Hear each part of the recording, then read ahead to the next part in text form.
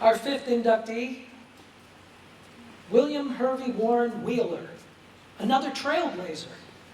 Warren Wheeler broke barriers, including being the first African-American pilot at Piedmont Airlines, another North Carolina aviation hero, presented by Susan Dusenberry.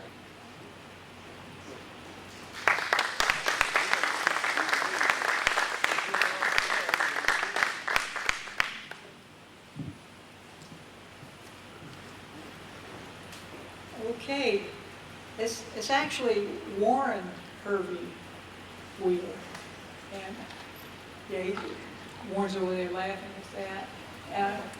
In all honesty, the internet does say William, but I knew it was Warren because Warren's mother, her maiden name was Warren.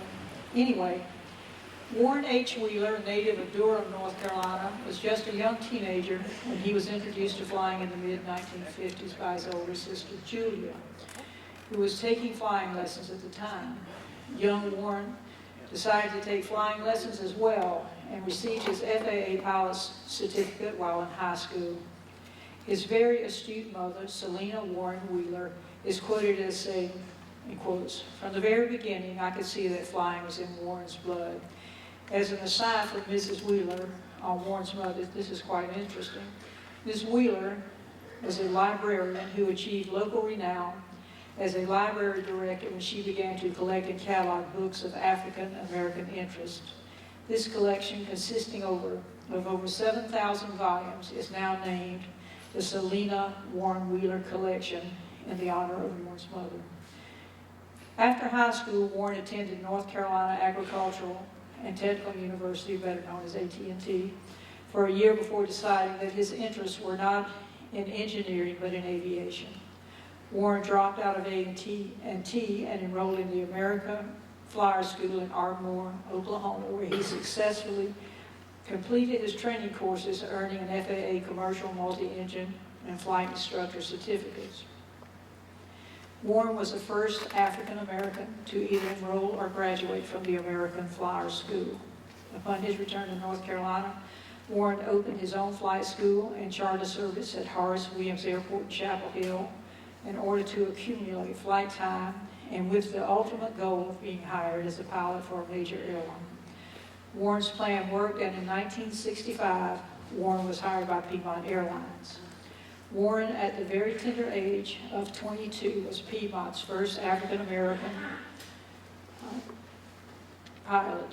In 1969, while still employed as a pilot for Piedmont Airlines, Warren took a leave of absence from his job, borrowed some seed money, and started his own regional airline, Wheeler Flying Service. Soon after, Warren canceled his furlough with Piedmont and returned to flying the line.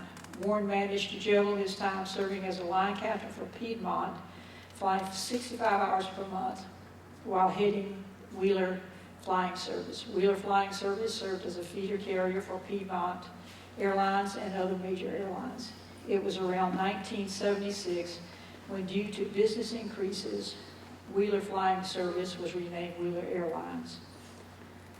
Wheeler Airlines offered opportunity to young African-American pilots working to get into the field of aviation as a pilot. Wheeler Airlines also became the first airline to use various government programs to train unemployed and impoverished people who wanted careers in the airline industry.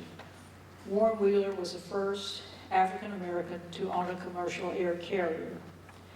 In 1986, the airline business had undergone significant changes in the structure of airline routes as well as the carriers themselves.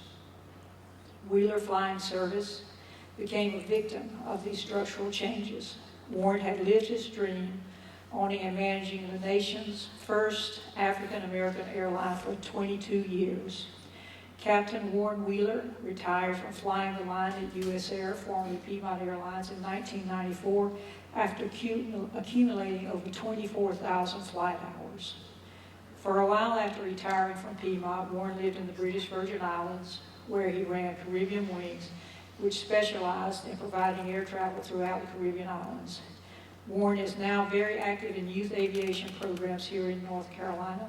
His goal is to help these young people find their way to success and to personal fulfillment through aviation. Tonight, we are proud to welcome Warren Hervey Wheeler to the North Carolina Aviation Museum Hall of Fame. Warren, would you step forward?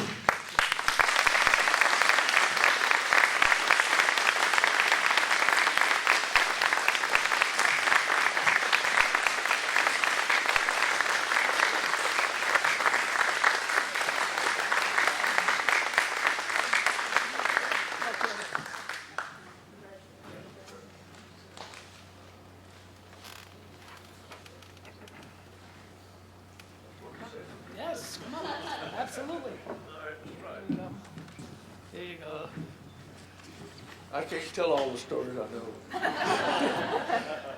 But I will point out some people from here or may remember a pilot. I was based in Norfolk near the end of my Piedmont career, and I flew with a fellow that I admired greatly, C.L. Bunch, Captain C.L. Bunch. Captain C.L. Bunch had a son, Rory Bunch. He came down and flew with me on some of my small airplanes carrying mail and canceled checks, believe it or not. And he got a chance to go to work for Empire Airlines. So I said, well, how are we going to fly the plane? So Captain C.L. Bunch came down and said, I'll come down and fly a strip for him while he goes out to be interviewed. And that's the kind of relationship we had. Rory Bunch did become a pilot for Empire, and I think I'm right that Piedmont bought Empire. Is that right? Have we got it wrong? Yeah. And Rory became a Piedmont pilot and recently retired about 3 years ago. So it's a good story. And that's the kind of thing I'm trying to do now. I wear this t-shirt that says pass it on. We're trying to get youth into aviation, and it's hard. It costs so much money.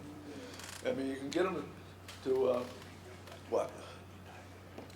You can get them in 250 hours, they can get a flight instructor's rating, and that's as far as they can go until they get 2,000 hours. And it's very difficult to do, and it costs a ton of money. So somehow or another, we've got to find a way to get our youth an opportunity to fly. And that's what I'm trying to do, and that's why I have this shirt on. It says pass it on to our youth. But anyway, thanks very much for this recognition. Appreciate it.